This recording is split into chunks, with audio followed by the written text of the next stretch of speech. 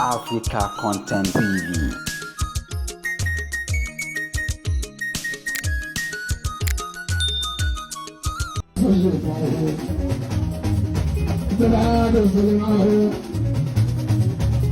Ẹ̀yẹ ló ti dàgbà. Ẹgbẹ́ mọ̀ ṣe ìhòòhò làbàdàbà àti tẹ́lẹ̀ experience. Orí tó bá lọ ní ṣẹ́kọ̀ọ́. Wà á ní ọ̀dọ́ mú 10 years to 3 years experience wa ó fẹ́ ẹ̀dọ́ ètò fi ń ṣiṣẹ́. Ìyẹn tó tó náà pé ìjọba yẹn yóò pàṣẹ wá dáadáa. Bá a ní dákàgbà àkàndó. Ẹ̀rọ mi yóò pé mo pe lóòótọ́ àlàdúrà bàbá my president ní Nàìjíríà. Gbogbo àwọn tó ti jápa sókè òkun lágbàgbà àgbàgbà wọn tó wálé. Gbogbo wọn máa padà lágbàgbà àgbàgbà ló kó ẹni gbogbo wa ní. Àyàfi òye àgbàgbà. Torí bí Nàìjíríà bá da lágbàgbà pàrọ̀. Gbogbo ẹ̀ tí ò fẹ́ wálé tẹ́lẹ̀ tẹ́lẹ̀ fi hàn wálé. Olúmọ̀ṣẹ́ lágbè. Èyí tẹ́ dá sílẹ̀ yìí, ìyá Jẹ́gúnlẹ̀, èyí àwọn kí gbogbo àwọn tó nílò. Wọ́n ìjọba Tinubu, ìjọba tuntun tó gbé níbẹ̀. Gbogbo àwọn ọ̀ṣọ́ba sẹ́ǹtì, àwọn ọ̀nà ọ̀rẹ́wù, èyí tẹ́ dìbò fún wa ṣe gbogbo gọ́ọ̀mẹ́sì, pátápátá, ìwé APC. Ẹ̀yin bá dìbò fún aṣẹ́ ogúnlé lágbàdà ní àlàáfíà mọ́rú. APC gbogbo wa. APC ti gbogbo wa. APC àjọyọ̀ wa. Pé bọ́ọ̀dọ̀ máa ń jẹ́ orílẹ̀-èdè kẹ́kẹ́ ìgbà ìṣòro àjọyọ̀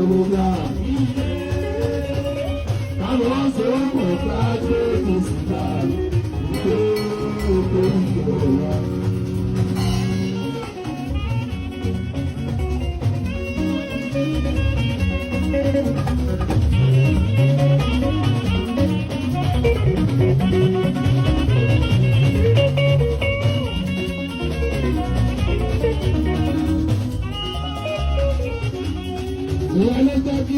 sitting honorable House of Assembly Labour Pay Olúmọ̀dé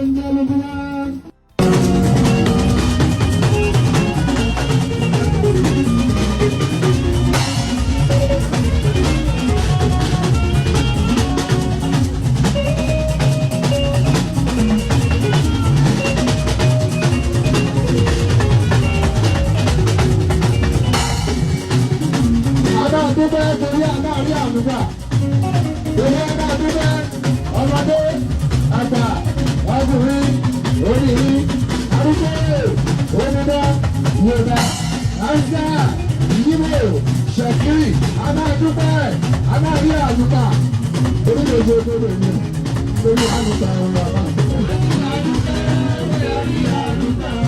ìṣẹ́lá orílẹ̀-èdè gbogbo ènìyàn lórí àlùkà.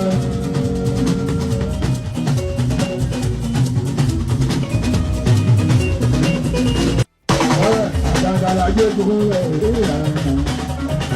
Ọ̀rọ̀ mi kan lè lọ́wọ́. Wọ́n ti fi fi gbẹ́kẹ́ sáyé ní òṣìṣẹ́. Ọ̀rọ̀ mi kan lè lọ́wọ́. Wọ́n ṣe ló dàgbò bí mo ṣe wé gbàrà àjùlọ dáadáa. Ọ̀rọ̀ mi kan lè lọ́wọ́. Wọ́n ṣe ló bá sí àwọn àgbàlagbà lágbègbè tí wà ó. Ọ̀rọ̀ mi kan lè lọ́wọ́.